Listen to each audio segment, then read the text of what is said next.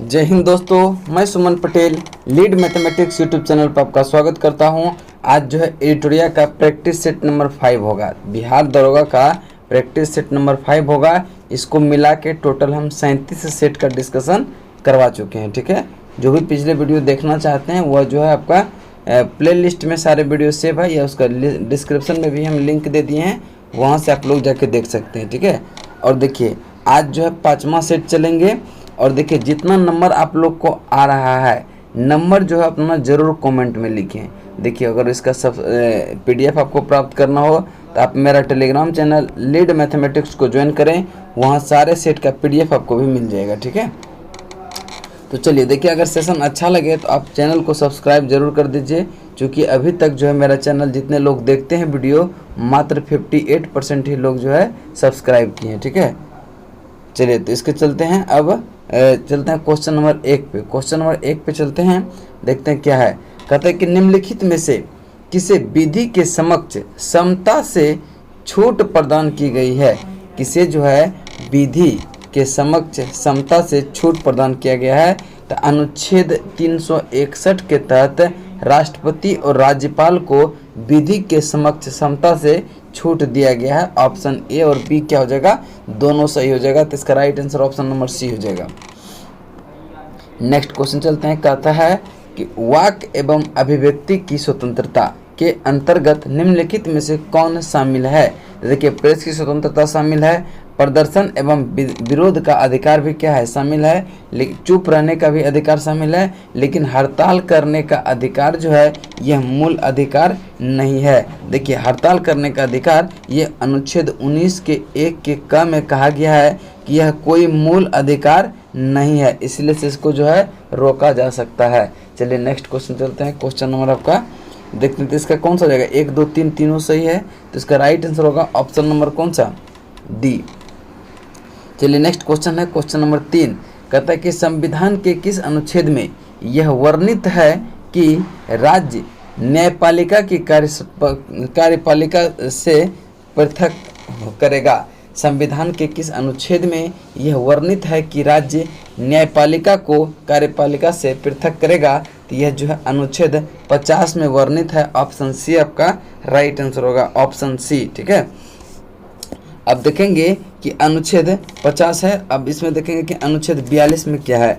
तो अनुच्छेद 42 में आपका क्या है, प्रसूति सहायता। और अनुच्छेद 45 में क्या है, ये 6 वर्ष से कम आयु की बच्चे की देखरेख करना, उसकी शिक्षा व्यवस्था करना, ये सब अनुच्छेद 45 में है। अनुच्छेद 51 में क्या है, अंतर्राष्ट्रीय शांति और सुरक्षा से संबंधित जितनी भी बातें हैं वह अनुच्छेद 51 में कही गई है। चलिए नेक्स्ट क्वेश्चन चलते हैं। Question number 4, question number 4। चलिए नेक्स्ट नंबर है क्वेश्चन नंबर 4। कहता है कि भारत के राष्ट्रपति के प्रसाद पर्यंत पद धारण करते हैं कौन। तो इसका राइट आंसर होगा राज्यपाल एवं महान्यायवादी। तो आपका राइट आंसर होगा ऑप्शन नंबर सी, राज्यपाल। ठीक है, इस ऑप्शन में है सी। नेक्स्ट क्वेश्चन चलते हैं। क्वेश्चन नंबर आपका 5।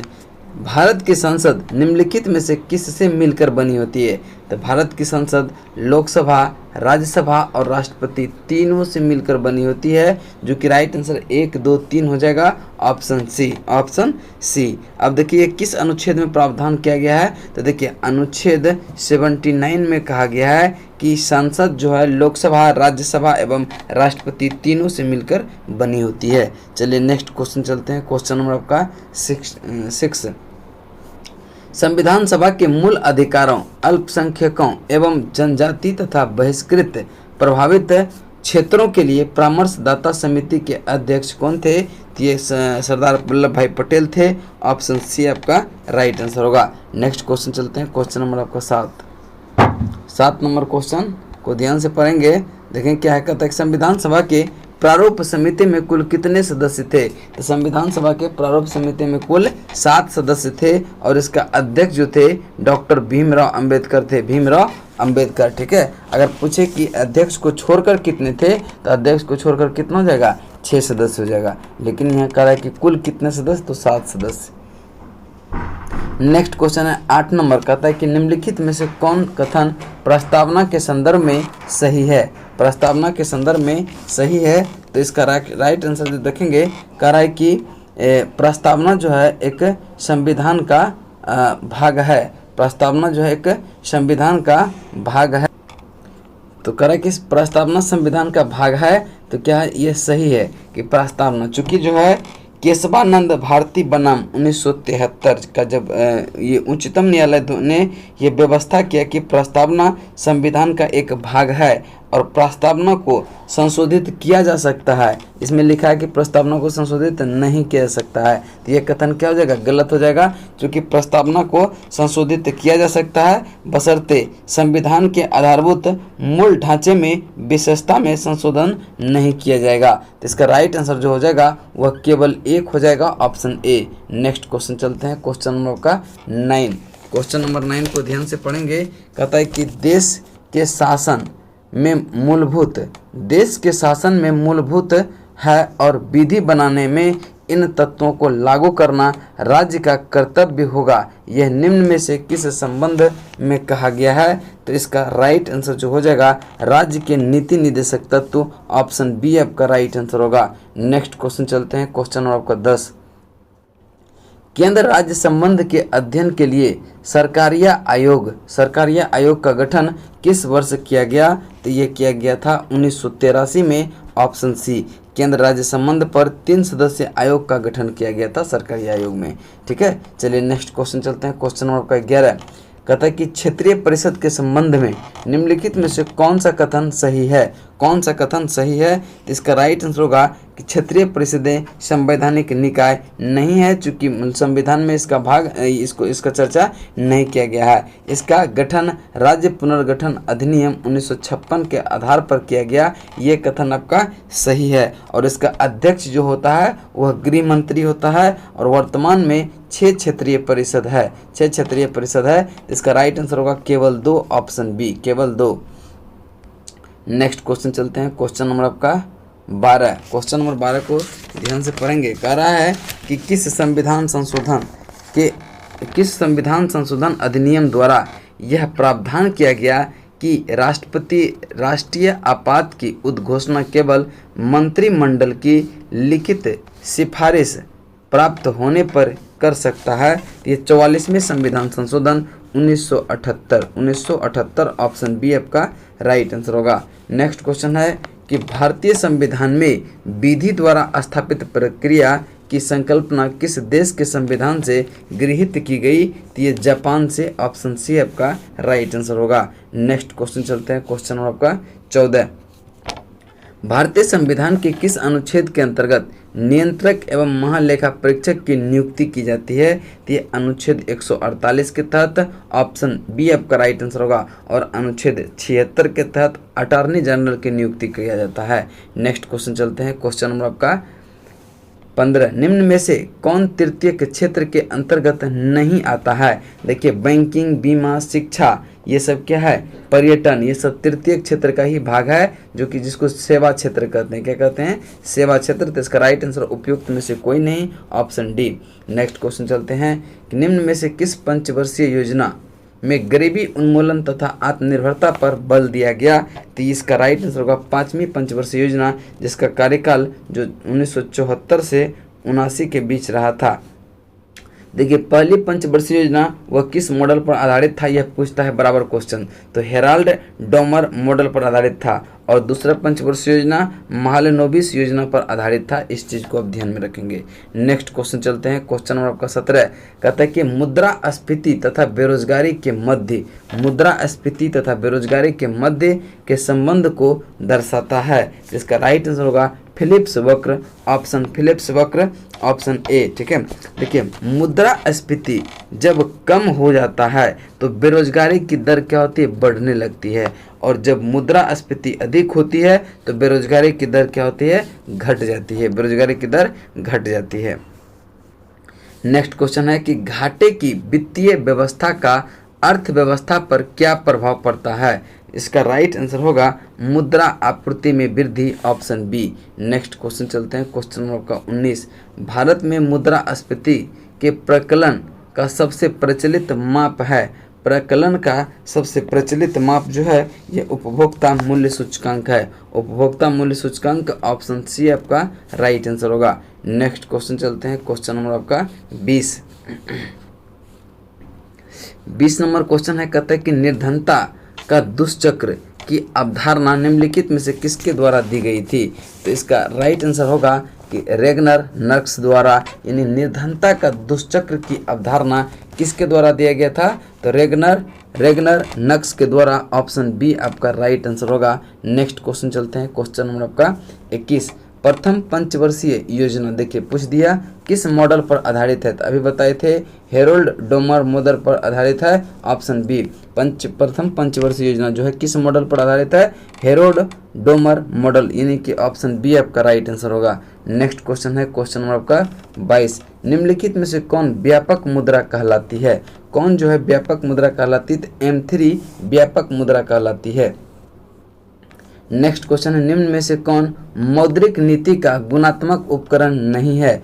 मौद्रिक नीति का गुणात्मक उपकरण नहीं है तो खुले बाजार की प्रक्रिया। ऑप्शन डी आपका राइट आंसर होगा कि खुले बाजार की क्रिया जो है यह मौद्रिक नीति का मात्रात्मक उपकरण है। मात्रात्मक उपकरण है, ना कि गुणात्मक। ठीक है, चलिए नेक्स्ट क्वेश्चन चलते हैं। क्वेश्चन नंबर आपका 24 कहता है कि आरबीआई का लेखा वर्ष, आरबीआई का लेखा वर्ष है। तो आरबीआई का लेखा वर्ष 1 जुलाई से 30 जून के बीच, 1 जुलाई से 30 जून के बीच। ऑप्शन ए आपका राइट आंसर होगा। नेक्स्ट है कि यदि प्राथमिक घाटे में ब्याज भुगतान को सम्मिलित कर लिया जाए तो निम्न के बराबर होता है।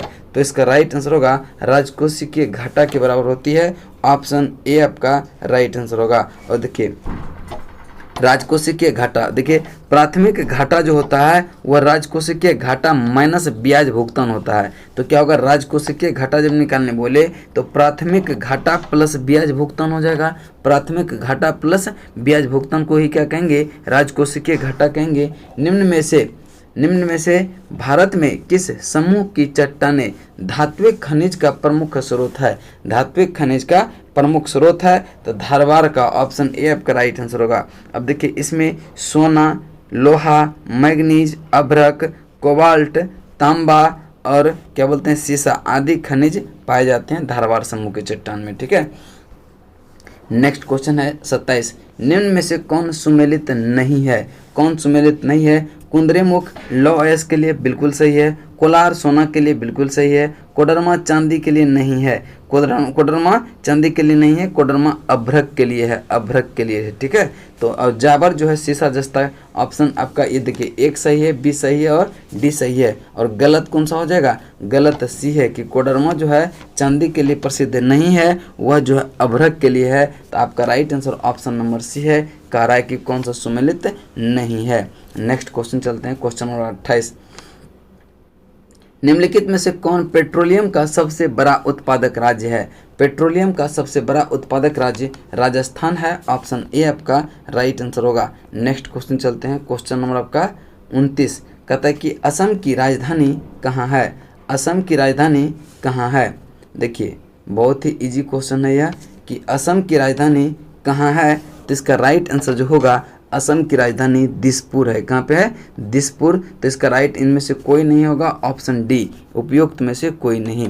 नेक्स्ट क्वेश्चन चलते हैं, निम्नलिखित में से कौन सी जलधारा प्रशांत महासागर की ठंडी जलधारा है?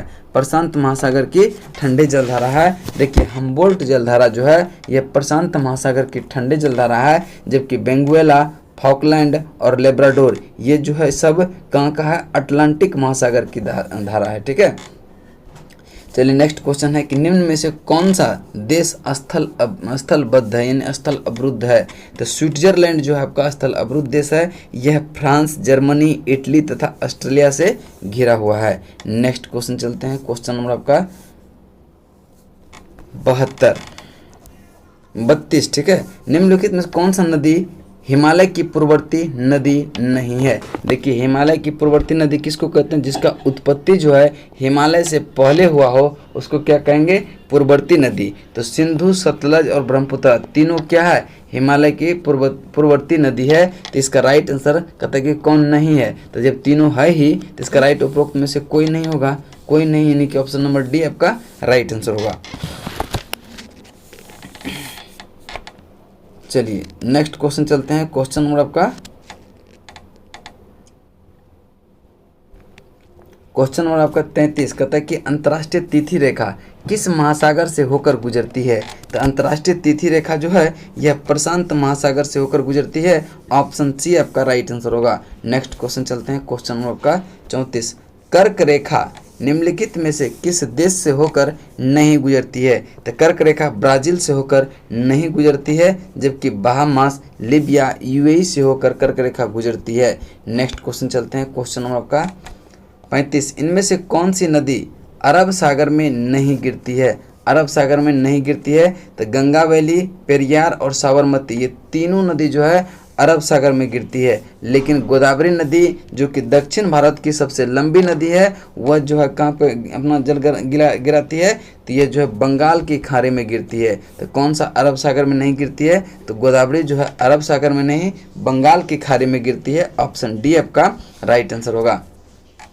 नेक्स्ट क्वेश्चन है भारत का सबसे छोटा जिला कौन सा है। भारत का सबसे छोटा जिला कौन सा है, तो ये माही है। माही जो कि पांडिचेरी का जिला है। तो आपका राइट आंसर होगा ऑप्शन नंबर ए। अगर पूछे कि भारत का सबसे बड़ा जिला कौन सा है, तो भारत का सबसे बड़ा जिला जो है कच्छ है, कच्छ है। लेकिन देखेंगे कहीं कहीं लद्दाख देता है, लेकिन ध्यान में रखिएगा कि लद्दाख का जो क्षेत्रफल है वह 45,110 वर्ग किलोमीटर है, जबकि कच्छ का जो है क्षेत्रफल है 45,652 वर्ग किलोमीटर। तो आप अंदाज़ा लगा सकते हैं कौन सा बड़ा है, तो कच्छ जो है सबसे बड़ा है, ध्यान में रखिएगा। नेक्स्ट क्वेश्चन है निम्न में से कौन सा राज्य 3 देशों के साथ सीमा रेखा नहीं बनाता है।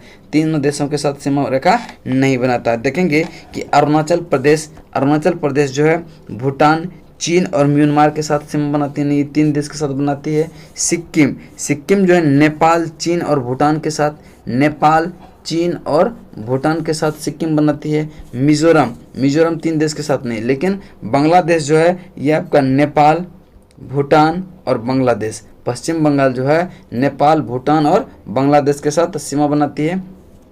यानी कि अरुणाचल प्रदेश भी 3 देश के साथ, सिक्किम भी 3 देश के साथ और पश्चिम बंगाल भी 3 देश के साथ। कहता है कि कौन सा 3 देशों के साथ जो सीमा नहीं बनाता है, तो मिजोरम आपका राइट आंसर होगा। नेक्स्ट क्वेश्चन चलते हैं। क्वेश्चन नंबर आपका क्वेश्चन नंबर 38 है। कहता है कि प्रति चक्रवात की विशेषता होती है। प्रति चक्रवात की विशेषता जो होती है वह क्या होती है, स्वच्छ आसमान। Option D. नेक्स्ट क्वेश्चन चलते हैं। क्वेश्चन नंबर आपका 39 लाइकेन सबसे अच्छी सूचक है किसकी। लाइकेन सबसे अच्छी सूचक है वायु प्रदूषण की। ऑप्शन ए आपका राइट आंसर होगा। नेक्स्ट क्वेश्चन चलते हैं। क्वेश्चन नंबर आपका 40 प्लासी का युद्ध कब हुआ था। प्लासी का युद्ध जो हुआ था वह 23 जून 1757 को हुआ था। ऑप्शन डी आपका राइट आंसर होगा। 23 जून 1757 किसके बीच हुआ था, तो बंगाल के नवाब था सिराजुद्दौला एवं क्लाइव के बीच, सिराजुद्दौला एवं क्लाइव के बीच। नेक्स्ट क्वेश्चन चलते हैं। क्वेश्चन नंबर आपका 41 सहायक संधि करने वाला प्रथम भारतीय राज्य कौन है। तो सहायक संधि करने वाला प्रथम राज्य जो है वो हैदराबाद है। ऑप्शन ए सी आपका राइट आंसर होगा। नेक्स्ट क्वेश्चन चलते हैं। क्वेश्चन नंबर आपका 42 कहता है कि भारत में नागरिक सेवा का जनक किसे माना जाता है। भारत में नागरिक सेवा का जनक लॉर्ड कॉर्नवालिस को माना जाता है। ऑप्शन आपका डी राइट आंसर होगा। Option D. और कॉर्नवालिस के समय ही जो है ये कॉर्नवालिस कोड का स्थापना किया था 1793 में, और कॉर्नवालिस का जो शासनकाल रहा था 1783 से 93, ठीक है। नेक्स्ट क्वेश्चन है कि महलवाड़ी भू राजस्व व्यवस्था किसके द्वारा लागू की गई थी। तो महलवाड़ी भू राजस्व व्यवस्था किसके द्वारा लागू किया गया था, तो इसका राइट आंसर जो होगा हॉल्ट मैकेंजी के द्वारा। ऑप्शन सी आपका राइट आंसर होगा, जो कि 1819 में उत्तर प्रदेश क्षेत्र में। किताबुल उल हिंद की रचना किसने किया था। किताबुल उल हिंद की रचना अलबरूनी ने किया था। ऑप्शन सी आपका राइट आंसर होगा। नेक्स्ट क्वेश्चन चलते हैं। क्वेश्चन नंबर आपका 45 निम्न में कौन सिकंदर का समकालीन था। सिकंदर का समकालीन घनानंद था। ऑप्शन डी आपका राइट आंसर होगा। नेक्स्ट क्वेश्चन है अष्टदिग्गज जो है किसके दरबार में रहते थे? तो अष्टदिग्गज यह कृष्णदेव राय के दरबार में रहते थे। ऑप्शन बी आपका राइट आंसर होगा। नेक्स्ट क्वेश्चन है 47, कहता है कि पहली बार किसी को सती होने का प्रमाण कहाँ से प्राप्त हुआ है? तो पहली बार किसी को सती होने का प्रमाण जो है वह कहाँ से मिला है? तो भानुगुप्त के एरन अभिलेख से, भानुगुप्त के एरन अभिलेख से। ऑप्शन बी आपका राइट आंसर होगा। 510 ईस्वी में, 510 ईस्वी में। नेक्स्ट क्वेश्चन चलते हैं, क्वेश्चन नंबर आपका 48। क्वेश्चन नंबर 48 है, कहता है कि किस युद्ध के पश्चात बाबर ने गाजी की उपाधि धारण किया था? तो देखेंगे कि यह जो है खानवा का युद्ध जो कि लड़ा गया था 1527 में, 1527 में। उसी समय जो है क्या हुआ था, इसने गाजी की उपाधि धारण किया था। और बाबर को बादशाह एवं कलंदर भी कहा जाता है, बादशाह एवं कलंदर भी कहा जाता है। अब देखिए पानीपत का प्रथम युद्ध जो हुआ था 1526 में हुआ था बाबर एवं इब्राहिम लोदी के बीच। और चंदेरी का युद्ध जो हुआ था यह 1528 में हुआ था। चंदेरी का युद्ध हुआ था बाबर और मेदिनी राय के बीच। और घाघरा का युद्ध जो हुआ था 1529 में हुआ था, 1529 में हुआ था। चलिए नेक्स्ट क्वेश्चन चलते हैं, क्वेश्चन नंबर आपका 49। भारतीय विश्वविद्यालय अधिनियम किस गवर्नर जनरल के काल में पारित हुआ था? तो लॉर्ड कर्जन के कार्यकाल में। ऑप्शन बी आपका राइट आंसर होगा। लॉर्ड कर्जन का कार्यकाल जो है 1899 से 1905 के बीच रहा, 1905 के बीच रहा था। अब देखेंगे कि बंगाल विभाजन की घोषणा हुआ था लॉर्ड कर्जन के काल में, बंगाल विभाजन की घोषणा हुआ था लॉर्ड कर्जन के काल में। और भारतीय पुरातत्व विभाग की स्थापना भी लॉर्ड कर्जन के कार्यकाल में ही हुआ था। अब देखेंगे लॉर्ड डलहौजी का जो कार्यकाल था वह 1848 से 56, 1848 से 56। लॉर्ड कैनिंग 1858 से 62। अब देखेंगे कि लॉर्ड डलहौजी, इसको जो है तार सेवा का जनक, रेलवे सेवा का जनक, ये सब किसने किया था शुरू? लॉर्ड डलहौजी ने। और लॉर्ड कैनिंग का शासनकाल बता दिया 1858 से 62। ये जो है भारत का अंतिम गवर्नर जनरल एवं भारत का प्रथम वायसराय लॉर्ड कैनिंग को बनाया गया था 1858 में। ठीक है। लॉर्ड बेलेजली जो है 1799 में आया था और 1805 तक रहा था। और बेलेजली की सहायक संधि हुआ था। चलिए नेक्स्ट क्वेश्चन चलते हैं, क्वेश्चन नंबर आपका 50।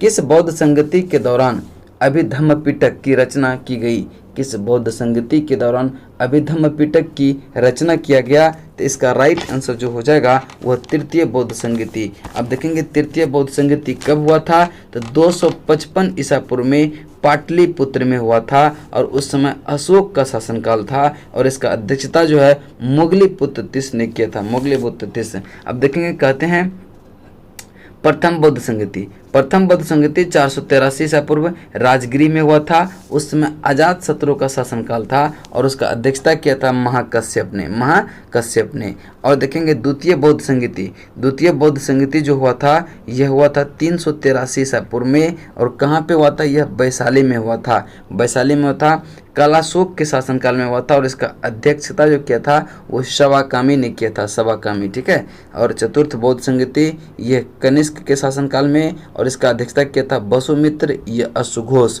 और यह हुआ था ईस्वी की प्रथम शताब्दी में। कहाँ पे? कुंडलवन, जम्मू कश्मीर में। ठीक है। चलिए नेक्स्ट क्वेश्चन चलते हैं, क्वेश्चन नंबर आपका 51। कहता है कि निम्नलिखित घटनाओं का सही क्रमानुक्रम क्या है? तो देखिए क्रिप्स मिशन ये मार्च 1942, अगस्त प्रस्ताव अगस्त 1940, भारत छोड़ो आंदोलन अगस्त 1942, व्यक्तिगत सत्याग्रह अक्टूबर 1940।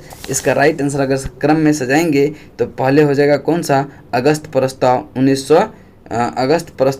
1940। फिर जो है आपका हो जाएगा अक्टूबर 1940 व्यक्तिगत सत्याग्रह यानी कि 2-4 आपका फिर क्या हो जाएगा? क्रिप्स मिशन मार्च 1942। तो ऑप्शन ए आपका राइट आंसर होगा 2413। नेक्स्ट क्वेश्चन है दिल्ली सल्तनत के किस शासक ने एकता प्रणाली की शुरुआत किया था? देखिए एकता प्रणाली की शुरुआत इल्तुतमिश ने किया था, इल्तुतमिश ने। अब देखेंगे तुर्कान ए चहलगामी, ये भी इल्तुतमिश ने ही शुरू किया था। और तुर्कान ए चहलगामी को समाप्त किसने किया था? बलबन ने इसको समाप्त किया था। अब देखेंगे कुतुबुद्दीन ऐबक जो है गुलाम वंश का संस्थापक था, जो कि 1206 से 1210 के बीच रहा था। अलाउद्दीन खिलजी का जो शासनकाल रहा था 1296 से 1316 के बीच, और इसने भू राजस्व कर जो है वह 50% कर दिया था, और यह बाजार नियंत्रण प्रणाली दृढ़ता से अपनाया था, और इसने घोड़े की दागने की प्रथा और सैनिक की हुलिया तैयार करने की प्रथा शुरू किया था अलाउद्दीन खिलजी ने। तो यहाँ पे क्या पूछ रहा है, दिल्ली सल्तनत के किस शासक ने एकता प्रणाली इल्तुतमिश आपका सही आंसर हो जाएगा। और इल्तुतमिश का कार्यकाल कब से कब 1210 से 36 के बीच रहा था। नेक्स्ट क्वेश्चन चलते हैं, क्वेश्चन नंबर आपका 53। निम्नलिखित में से कौन चतुराई पूर्ण निष्क्रियता की नीति के साथ जुड़ा हुआ था? तो इसका राइट आंसर होगा John Lawrence, option D. John Lawrence का शासनकाल जो रहता है 1864 से 69, और लॉर्ड विलियम बेंटिंग का जो शासनकाल रहता है 1828 से 35। अब देखेंगे कि लॉर्ड विलियम बेंटिंग का देखिए, इसको जो है बंगाल का अंतिम गवर्नर जनरल और भारत का प्रथम गवर्नर जनरल बनाया गया था लॉर्ड विलियम बेंटिंग को। और देखिए वारन हेस्टिंग का जो कार्यकाल रहता है वह 1772 से 1785 के बीच। तो आप देखेंगे कि 1772 से 74 के बीच जो है वारन हेस्टिंग बंगाल के गवर्नर के पद पर रहा था। फिर 1774 से 1785 के बीच जो है यह वारन हेस्टिंग के अलावा बंगाल के गवर्नर जनरल बना दिया गया था 1773 रेगुलेटिंग एक्ट के तहत 1774 में। और इसी के शासनकाल में बहुत सारा कार्य हुआ था, जैसे कि आपका क्या बोलते हैं कलकत्ता में जो है एक उच्चतम न्यायालय की स्थापना, जो कि उसका प्रथम मुख्य न्यायाधीश एलिजा एम्फे था। लॉर्ड डलहौजी का शासनकाल 1848 से 56 था। नेक्स्ट क्वेश्चन चलते हैं, क्वेश्चन नंबर आपका 54।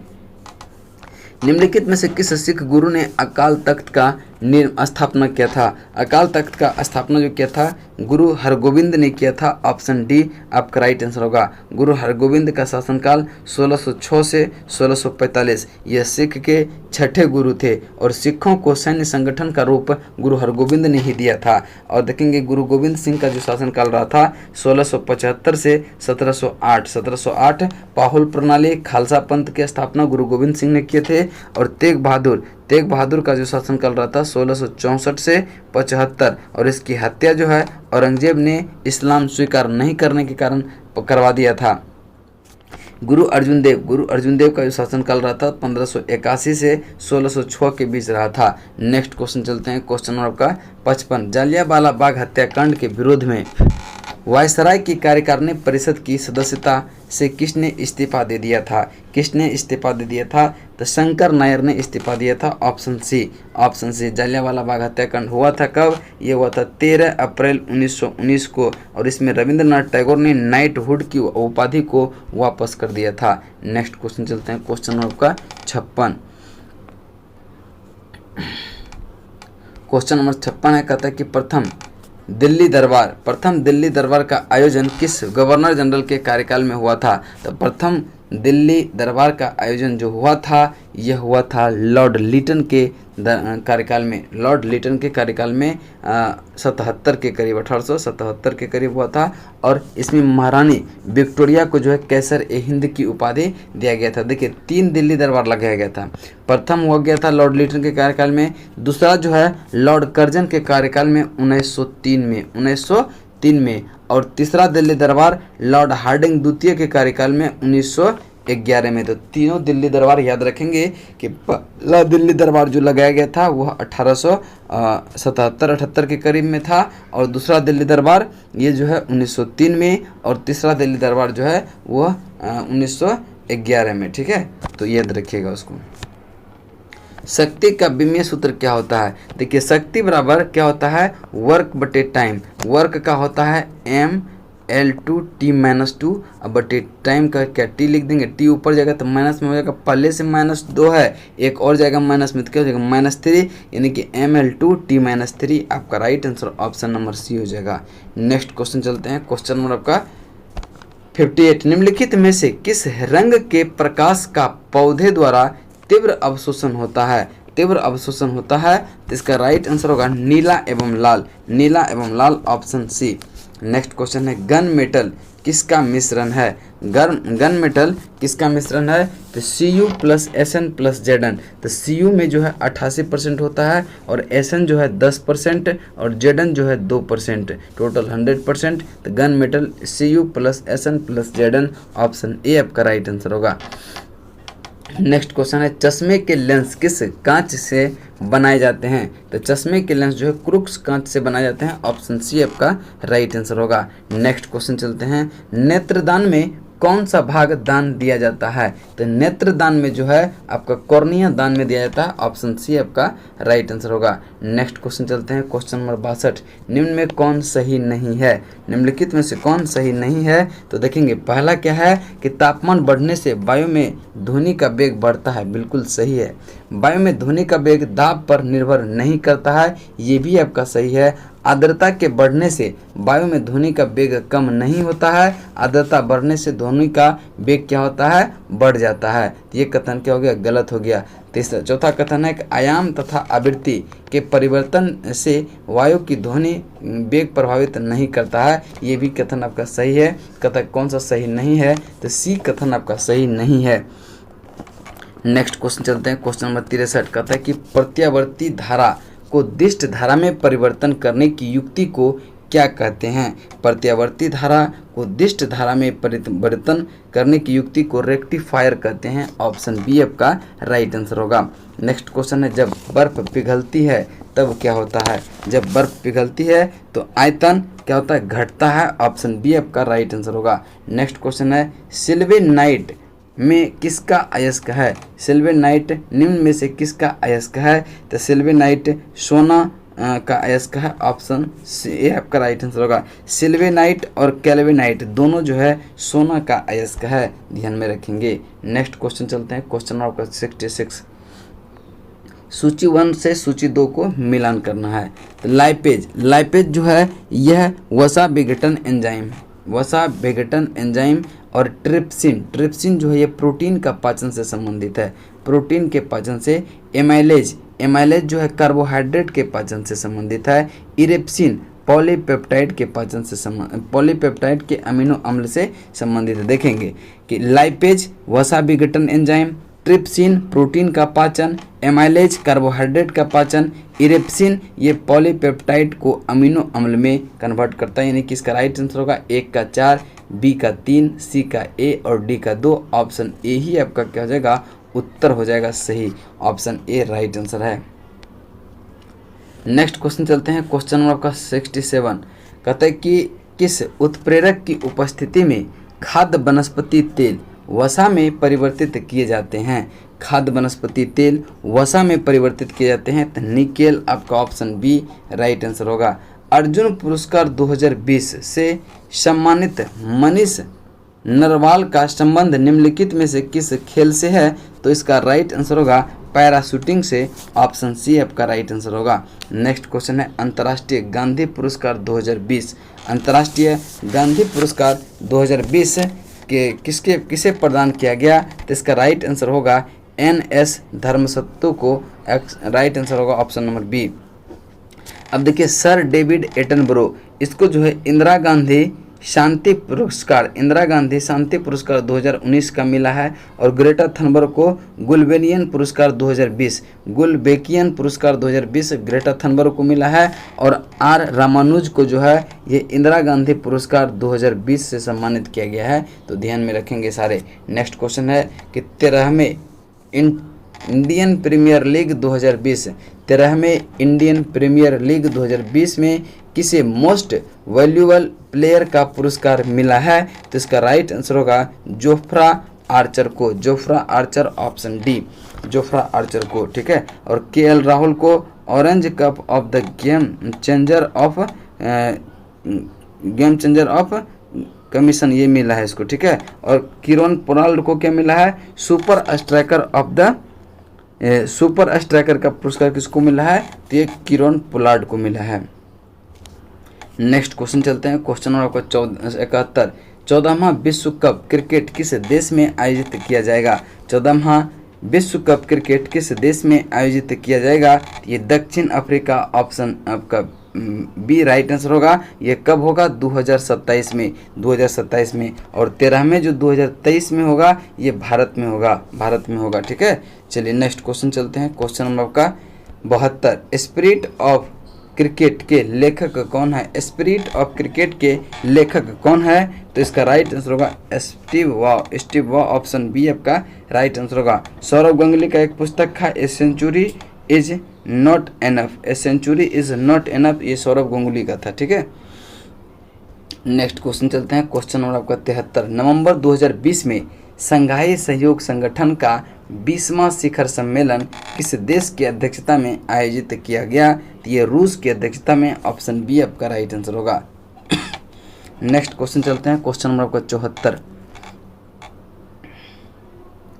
क्वेश्चन नंबर 74 है, कहता है कि किस वर्ष तक भारत से पूर्ण रूप से मलेरिया उन्मूलन का लक्ष्य रखा गया है? तो इसका राइट आंसर होगा 2030 तक जो है भारत से पूर्ण रूप से मलेरिया का जो है उन्मूलन का लक्ष्य रखा गया है। लेकिन टीबी मुक्त भारत कब तक लक्ष्य रखा गया है? 2025 तक। तो ऑप्शन आपका डी राइट आंसर होगा। नेक्स्ट क्वेश्चन चलते हैं। क्वेश्चन नंबर आपका 75, अक्टूबर 2020 में निम्न में से कौन युद्ध सेवा मेडल पाने वाली भारत की प्रथम महिला बन गई है? तो मिंटी अग्रवाल। कौन सा? मिंटी अग्रवाल, ऑप्शन बी आपका राइट आंसर होगा। फ्रेंच ओपन 2020 के महिला एकल खिताब की उपविजेता कौन है? तो इसका राइट आंसर होगा Sofia Kenin, option D Sofia Kenin. ठीक है, और उपविजेता सोफिया केनिन है और विजेता जो है ईगा स्वितेक है, ईगा स्वितेक। और फ्रेंच ओपन अगर पुरुष एकल की बात करें तो विजेता है राफेल नडाल, उपविजेता नोवाक जोकोविच, नोवाक जोकोविच। ठीक है, नेक्स्ट क्वेश्चन है Asia power index 2020। Asia power index 2020 में किस देश को पहला स्थान प्राप्त हुआ है? तो एशिया पावर इंडेक्स 2020 में यह अमेरिका को पहला स्थान प्राप्त हुआ है और भारत को चौथा स्थान प्राप्त हुआ है। नेक्स्ट क्वेश्चन चलते हैं। क्वेश्चन नंबर आपका, जो बाइडेन अमेरिका के राष्ट्रपति बने, जो बाइडेन जो है अमेरिका के राष्ट्रपति बने, यह किन में है? ये 46 में है। किस पार्टी से संबंधित हैं? तो ये डेमोक्रेटिक पार्टी से संबंधित हैं, डेमोक्रेटिक पार्टी से संबंधित हैं। नेक्स्ट क्वेश्चन है 38वां आसियान शिखर सम्मेलन किस देश में प्रस्तावित है? 38वां आसियान शिखर सम्मेलन किस देश में प्रस्तावित है? 38वां 39वां दोनों। ठीक है, यह कहाँ पे होगा? ये ब्रुनेई में होगा। जबकि आपका 36वां 37वां जो हुआ था 2020 में, यह वियतनाम में। ठीक है, वियतनाम में 36वां 37वां, 38वां 39वां ब्रुनेई में। नेक्स्ट क्वेश्चन जो कि 2021 में ही होगा। ठीक है, चलिए नेक्स्ट क्वेश्चन चलते हैं। क्वेश्चन नंबर आपका 80, निम्नलिखित में से कौन सा कथन अर्थशास्त्र के नोबेल पुरस्कार के संदर्भ में सत्य नहीं है? तो देखेंगे अर्थशास्त्र का नोबेल पुरस्कार पहली बार 1969 में प्रदान किया गया था। बिल्कुल सही है, 1968 में इसका घोषणा किया गया था और 1969 में इसको प्रदान किया गया। एलिनार ऑगस्ट्रम अर्थशास्त्र का नोबेल पुरस्कार पाने वाली प्रथम महिला थी, ये भी कथन क्या आपका सही है। दूसरा है अर्थशास्त्र का नोबेल पुरस्कार 2020 संयुक्त रूप से दो ब्रिटिश अर्थशास्त्री पॉल आर मिलग्रॉम एवं रॉबर्ट वी विल्सन को प्रदान किया। देखिए यह ब्रिटिश अर्थशास्त्री नहीं थे। ठीक है, यह जो है दोनों यूएसए के थे। कहाँ के थे? यूएसए के। तो यही कथन क्या हो गया? गलत हो गया। देखिए कितना नाम तो सही दिया है लेकिन देश का नाम गलत दे दिया है, तो यहाँ बहुत सारा कन्फ्यूजन था। तो इसका राइट आंसर होगा 1 और 2 आपका सही आंसर होगा, 1 और 2। ठीक है, इसीलिए से क्वेश्चन को पहले ध्यान से पढ़ना है, उसके बाद इसको अटेम्प्ट लेना है, ऑप्शन सी।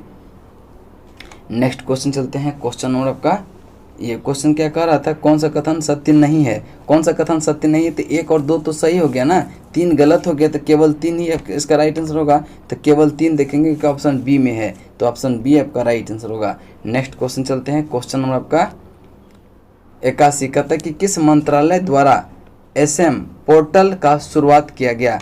SM पोर्टल का शुरुआत किया गया किस मंत्रालय के द्वारा? तो इसका राइट आंसर जो हो जाएगा वह कौशल विकास व उद्यमिता मंत्रालय, ऑप्शन डी आपका राइट आंसर होगा, जो कि ऑप्शन डी में है। आंध्र प्रदेश के वर्तमान राज्यपाल कौन है? तो आंध्र प्रदेश के वर्तमान राज्यपाल जो है विश्वभूषण हरिचंदन है, ऑप्शन सी आपका राइट आंसर होगा। जबकि वजुभाई वाला ये कर्नाटक का राज्यपाल है, और आरिफ मोहम्मद खान ये जो है केरल का राज्यपाल है। तमिलिसाई सौंदरराजन ये जो है आपका तेलंगाना का राज्यपाल है, और इसको अभी अतिरिक्त प्रभार मिला है पांडिचेरी का। नेक्स्ट क्वेश्चन चलते हैं, क्वेश्चन नंबर आपका 83। भारत सरकार के वर्तमान मुख्य वैज्ञानिक सलाहकार कौन है? भारत सरकार के वर्तमान मुख्य वैज्ञानिक सलाहकार कौन है? तो इसका राइट आंसर जो होगा कि विजय राघवन है। कि विजय राघवन इसका राइट आंसर होगा। और अजित डोभाल कौन है? यह है राष्ट्रीय सुरक्षा सलाहकार। राष्ट्रीय सुरक्षा सलाहकार कौन अजित डोभाल है। के सिवन ये इसरो के कौन है? इसरो के अध्यक्ष है। और कृष्णमूर्ति सुब्रमण्यम ये जो है केंद्र सरकार के मुख्य आर्थिक सलाहकार है, कृष्णमूर्ति सुब्रमण्यम। नेक्स्ट क्वेश्चन चलते हैं, क्वेश्चन नंबर 84। दक्षिण एशियाई क्षेत्रीय सहयोग संगठन के महासचिव है कौन? तो इसका राइट आंसर जो हो जाएगा वह इसाला रूबन बिराकुन है, यानी कि ऑप्शन बी आपका राइट आंसर होगा, जो कहाँ के हैं? श्रीलंका के है, श्रीलंका के है। अब देखिए क्युन डोंग्यू यह कौन है? यह महानिदेशक है, खाद्य एवं कृषि संगठन का महानिदेशक कौन है? क्युंग डोंग्यू है। और इल्हाम अलियेव जो है ये गुट निरपेक्ष आंदोलन के अध्यक्ष है। गुट निरपेक्ष आंदोलन के अध्यक्ष कौन है? इल्हाम अलियेव। ठीक है। नेक्स्ट क्वेश्चन है कि नवंबर 2020 में भारत ने खगोल विज्ञान में वैज्ञानिक और तकनीक सहयोग विकसित करने के लिए किस देश के साथ समझौता ज्ञापन पर हस्ताक्षर किया? तो इसका राइट आंसर होगा Spain, option A Spain. Next question चलते हैं, क्वेश्चन नंबर आपका 86। दिसंबर 2020 में बुरेवी चक्रवात से कौन सा राज्य प्रभावित हुआ? तो बुरेवी चक्रवात से तमिलनाडु राज्य प्रभावित हुआ, ऑप्शन डी आपका राइट आंसर होगा। नेक्स्ट क्वेश्चन है, दिसंबर 2020 में आदि महोत्सव का आयोजन कहाँ किया गया? तो आदि महोत्सव का आयोजन जो किया गया वह कहाँ पे किया गया? मध्य प्रदेश, आपका ऑप्शन सी। अब देखेंगे नुआखाई महोत्सव का आयोजन जो किया गया था अगस्त 2020 में, ये उड़ीसा में किया गया था। कहाँ पे? उड़ीसा में। नेक्स्ट क्वेश्चन चलते हैं, क्वेश्चन नंबर आपका 88। वैश्विक लोकतंत्र सूचकांक 2020 में, वैश्विक लोकतंत्र सूचकांक 2020 में भारत का स्थान 53वां है, ऑप्शन बी आपका राइट आंसर होगा। फर्स्ट पे नॉर्वे रहा। एक और इसको जारी कौन करता है? इकोनॉमिस्ट इंटेलिजेंस यूनिट, इसको जारी करता है इकोनॉमिक इंटेलिजेंस यूनिट। ठीक है। और देखेंगे अंतर्राष्ट्रीय बौद्धिक संपदा सूचकांक अगर पूछे तो भारत का स्थान 40वां आया है। 2021 में भारत का स्थान 40वां आया है। नेक्स्ट क्वेश्चन चलते हैं, कपिला अभियान का संबंध निम्नलिखित में से किस मंत्रालय से संबंधित है? यह शिक्षा मंत्रालय से संबंधित है। इसके तहत छात्रों को आविष्कार के महत्व के बारे में जागरूक करेंगे। नेक्स्ट क्वेश्चन चलते हैं, क्वेश्चन नंबर आपका 89 के बाद 90। कहता है कि हाल ही में किस राज्य के सूर सरोवर झील की रामसर साइट यानी रामसर स्थल का दर्जा दिया है? तो ये सूर सरोवर झील कहाँ का है? ये आपका उत्तर प्रदेश का है, जो कि नवंबर 2020 में मिला है, नवंबर 2020 में। नेक्स्ट क्वेश्चन चलते हैं, क्वेश्चन आपका 91। कहता है कि सहयोग काजिन सैन्य अभ्यास का आयोजन भारत और किस देश के मध्य किया जाएगा? तो इसका राइट किया जाता है। तो सहयोग काजिन ये भारत और किस देश के? तो भारत और जापान के बीच सहयोग काजिन सैन्य अभ्यास हुआ है तटरक्षक के बीच। ठीक है, तटरक्षक के बीच। नेक्स्ट क्वेश्चन है, किस राज्य के प्रसिद्ध मिर्च डल्ले खुर्रानी को भौगोलिक संकेतक का दर्जा प्राप्त हुआ है? भौगोलिक संकेतक का दर्जा प्राप्त हुआ है, ये सिक्किम हो गया, ऑप्शन आपका बी राइट आंसर होगा। अब देखिए मणिपुर के जिसको कहते हैं ब्लैक राइस, ये फिर चाक हाओ कहाँ का है? मणिपुर का है, जिसको ब्लैक राइस भी कहते हैं, उसको जीआई टैग मिला है। अब देखिए गोवा में 2 मिर्च को, एक हरमल मिर्च और एक खोला मिर्च, दोनों को जीआई टैग मिला है, जो कि गोवा का है। और एक मिंदोली केला को जीआई टैग मिला है, जो कि गोवा का ही है। नेक्स्ट क्वेश्चन है 93। कहता है कि एक विज्ञापन कंपनी किस किसी मोहल्ले के प्रत्येक मकान में उत्पादन पेश करती है, उस मोहल्ले में मकान फिर उसके पास 5 उत्पादन बच जाता है। यदि मोहल्ले में कुल 25 मकान हो तो कुल कितने उत्पाद थे? तो इसका राइट आंसर हम बता दे रहे हैं, तो कुल थे 630, ऑप्शन डी। ठीक है, मैथ का है क्वेश्चन, आप देख लेंगे इसको। नेक्स्ट 94 देखिए, अभी दो तीन क्वेश्चन जीएस का आगे भी है, उसको आप स्किप नहीं करेंगे, उसको देखेंगे। ठीक है, 98, 99 और 100, ये तीनों आपका क्या है? मैथ का है। ठीक है, तीनों आपका मैथ का है, इसको आप ध्यान में रखेंगे। ठीक है, तो नेक्स्ट देखते हैं कि 94, एक भवन निर्माता, देखिए 94 का हम आंसर बता दे रहे हैं, क्वेश्चन पढ़ने से कोई फायदा है नहीं। इसका राइट आंसर होगा option number A 1352। Next question चलते हैं, क्वेश्चन नंबर आपका 95 का जो राइट आंसर होगा वो हो जाएगा आपका ऑप्शन नंबर डी, उपरोक्त में से कोई नहीं। इसका आंसर आप लोग लिख लेंगे कि 21 सेंटीमीटर है, 21 सेंटीमीटर। नेक्स्ट क्वेश्चन चलते हैं, क्वेश्चन नंबर का 96, कहता है कि ये 96 का जो राइट आंसर होगा वह 25% होगा, ऑप्शन डी। नेक्स्ट क्वेश्चन चलते हैं 97 का जो राइट आंसर होगा वह 42:35:30 होगा, ऑप्शन बी। नेक्स्ट क्वेश्चन चलते हैं, फिर देखिए अब जीएस का यहाँ से, असनसियन किस देश की राजधानी है? तो यह है पराग्वे की, ऑप्शन बी आपका राइट आंसर होगा। नेक्स्ट क्वेश्चन चलते हैं, क्वेश्चन नंबर आपका 99, मुखौटा नृत्य किस राज्य का लोक नृत्य है? तो ये अरुणाचल प्रदेश का है, ऑप्शन ए। ऑप्शन ए जो है मुखौटा नृत्य कहाँ है? अरुणाचल प्रदेश का, ऑप्शन ए। ठीक है, नेक्स्ट क्वेश्चन चलते हैं, क्वेश्चन नंबर आपका 100, कहता है कि राइडर कप किस खेल से संबंधित है? तो ये गोल्फ से संबंधित है, ऑप्शन बी। आज जो है आपका यहाँ तक पूरा कंप्लीट वीडियो हो गया, सेट नंबर 5 तक। नेक्स्ट क्लास में हम फिर सेट नंबर 6 लेके आएंगे। चलिए तब तक के लिए जय हिंद, जय भारत।